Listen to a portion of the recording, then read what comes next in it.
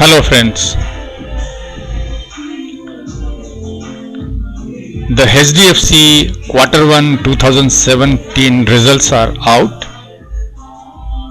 What we will do today is that we will analyze those results. When you go to their website, they have published their results here, and these are the results.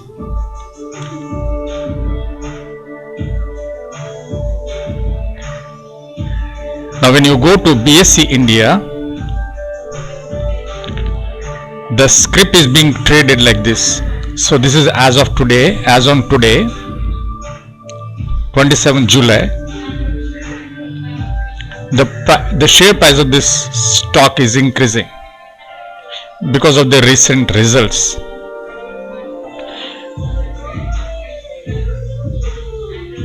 And we can see the same thing on Google Finance.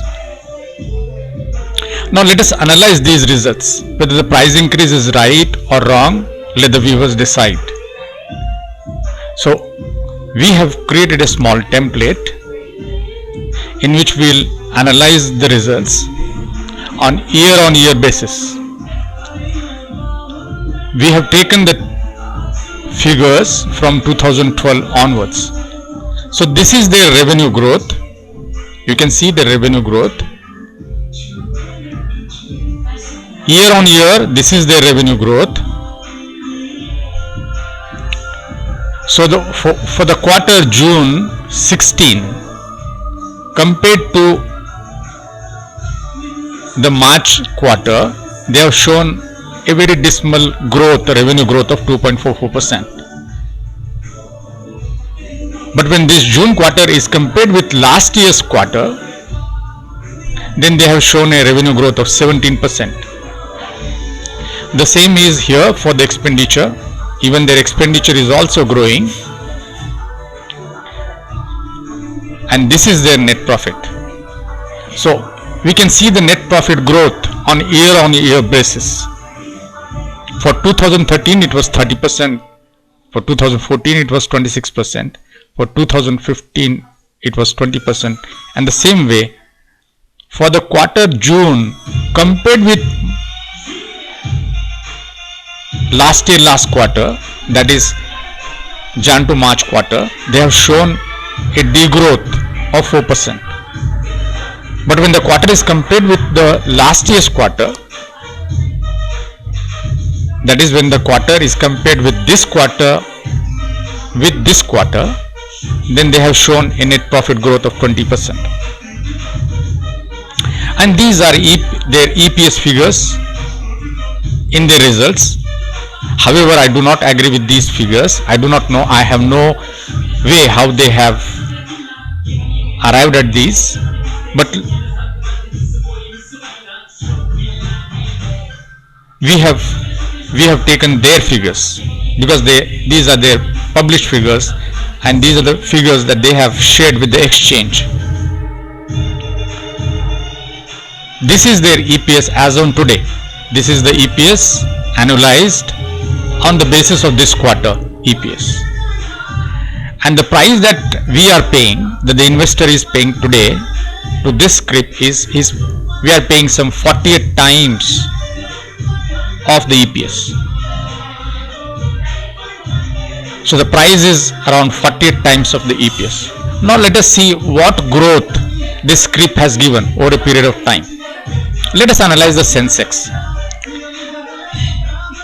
This is the Sensex year on year. For 2013, the Sensex gave a growth of 7.93%. For 2014, 18.99%. For 2015, 25.90%. For 2016, it gave a negative growth of 10.58%. That is, Sensex tanked from 28,000 to 25,000. And for September quarter, there was a degrowth. For December quarter, there was a degrowth. For March quarter, there was a degrowth. And for the June quarter, the Sensex gave a 7.5% increase. And from June to today, the Sensex gave 3.5% growth, 3.32% growth. And this is the BankX index vis-a-vis the Sensex index. So we can see the growth here in the same way as the Sensex growth. So BankX is for all bank stocks. And against that, let us see what the HDFC stock has given us the growth. So this is the HDFC stock year on year. This is the growth that the HDFC stock has given. For the March quarter, there was a degrowth. I mean, it did not give any increase in the stock.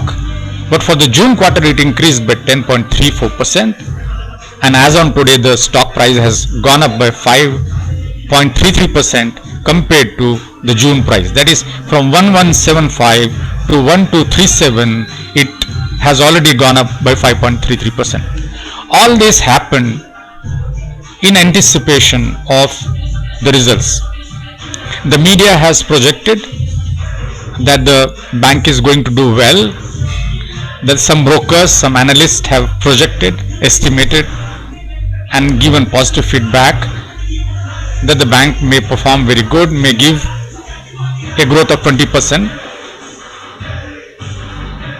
And since then the stock price was rising. But will it rise again? Will it rise further? That is what we have to see. Or this price 1238 that we have as on today, is this the maximum limit, that beyond this the stock price will not go, or will it go? So we'll have to see that. So the stock price has already gone up compared to this quarter. Let us say it has already gone up by 15%, 10.34 here, 5 here, so 15% has already gone. Now let me compare. I do not agree with the EPS figures that the bank has given. I have calculated my own EPS figures. My understanding is that the EPS is nothing but the net profit shown by the bank divided by the equity that is shown here. Because academically, or if you go by the way the EPS is being calculated, EPS is net profit minus the preference dividend, the dividend being given on the preference shares,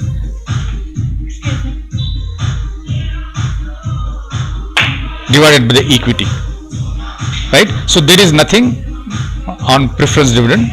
So what we have is the net profit divided by the equity should be the EPS. So here we have arrived at the EPS.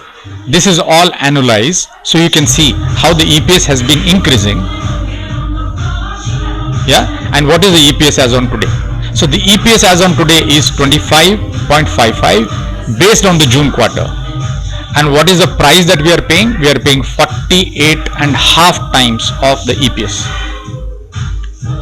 Now the price of the scrip as on today, as of now, that is 1239.30. Is it right, reasonable? It is already exhausted the limit, or will it increase further? Is there a potential to increase further? That is what we have to see. To my mind, to our understanding, let us say their EPS is 24.32 for 2016 and the annualized EPS for June 2016 is 25.55. So what is the increase from 24.32 to 24.55? I think it is hardly some 5%. Yeah, let us see. The EPS increase from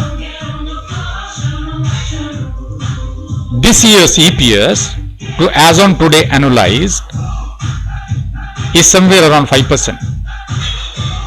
So somewhere around 5% means the price should not go up more than 5%.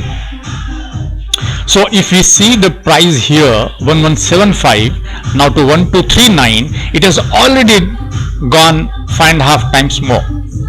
So if this is the increase in EPS, we can at the most pay 5% more than this price and not more than that. So this price has already gone, has already come to 1239. So we can see, we can think, we can estimate that this 1239 is the dead end for this price. I think the price of HDFC should not go more than 1239. So it cannot go more than 1240. So it is already 1240. To my mind, this price cannot sustain for long. One reason, so this is the fundamental reason. What should be the price? On fundamental basis, on the basis of their pure results. But the price also increases because of other factors. Like the FIIs have bought some 5,700 crore worth shares in the month of July. And they have bought some 3,000 crore worth shares in the month of June. So there was a heavy buying in the month of July, and the stock price, the Sensex, has gone up. So one factor, one reason could be that there was a heavy buying, so the market was bullish in the month of July, and that could be one reason why the price of this stock has risen. That apart, fundamentally also the price cannot go more than 5% of their price in the month on the basis of June quarter. So in June end the price was 1240. Sorry, in June end the price was 1175. The price as on today, as of now, is 1240. This is 1240, and even as of now, as we are talking, it has already gone up by 1.80 rupees. So it has already gone up by 0.15% as of today. Today is 27 July. Early in the morning at 9.25, the stock market has just opened and the price has already gone up by 1.80. What the investor has to see is that will the price further go up? It is for you to decide. So my session comes to an end. In the next session, we'll analyze some other bank. And thank you for watching. Thank you for listening. Goodbye, friends. All the best for happy investing. Thank you so much.